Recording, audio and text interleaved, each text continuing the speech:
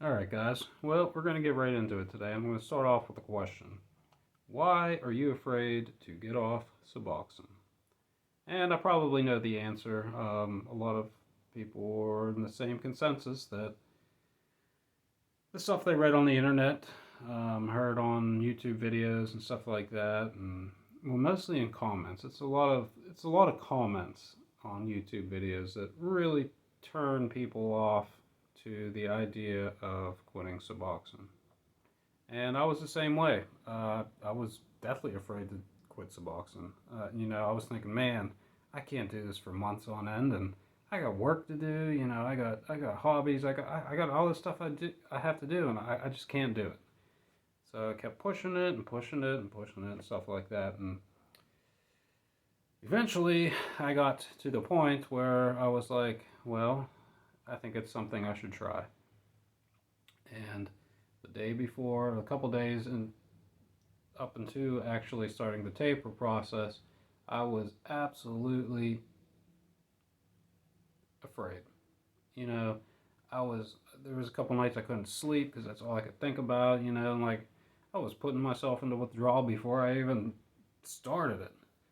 And it wasn't until the first jump that I was like, the first cut and dose, that I was like, okay, this is how I'm feeling.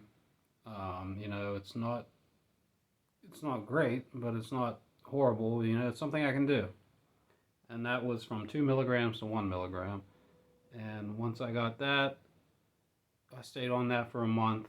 And I was like, okay, I feel okay. I feel like this is something I could do. And even when I went from 1 milligram to half milligram, I kind of got afraid again. Like, cause I was like, it's like in a relationship.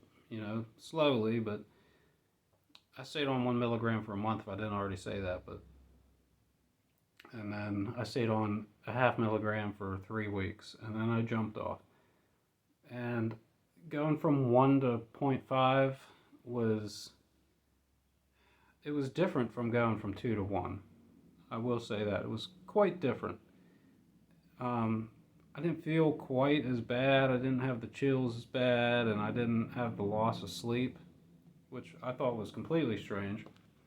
And I was under the notion that, okay, so once I finally jump off of it completely, that, it will be about as bad as one of those jumps.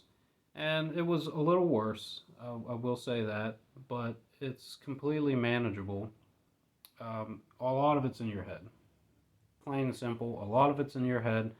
The anxiety of jumping off, and like I said, it's like ending a relationship. So you do get a lot of anxiety and stress built up in your head whenever you really shouldn't. So a lot of it is mental. Suboxone is a regulated drug.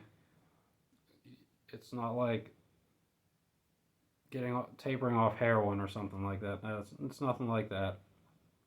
So it's something that is manageable, and you can ease yourself into it.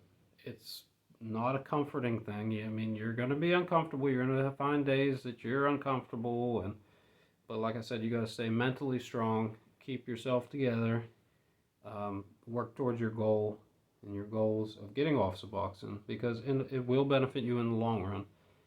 And it is a great feeling to be off. I'm 64 days off of Suboxone today, and it's a great feeling. I'm definitely not 100% yet, and it could be months. I don't know, months until I'm completely better. We'll see. But I'm in it for the long run. My point being from this whole video is there should be no fear, no reason you should be afraid to get off of it. Like, if you think it's going to benefit your life, you really should take the jump, go in for it, and you're going to build confidence on along the way with not just tapering off of Suboxone, but in yourself. And excuse me, it's not as bad as you think. A lot of it is mental. No matter what people tell you, a lot of it is mental. Keep yourself mentally strong, mentally fit. Take care of yourself while you're doing it, and you will be off sooner than you think. And if you're coming from a high dose and it's got to take a year or so to get off, well, do what you got to do. As long as you keeping the ball rolling, keeping it going, and working towards that ultimate goal of being off. It's a great feeling. So that's all I wanted to say.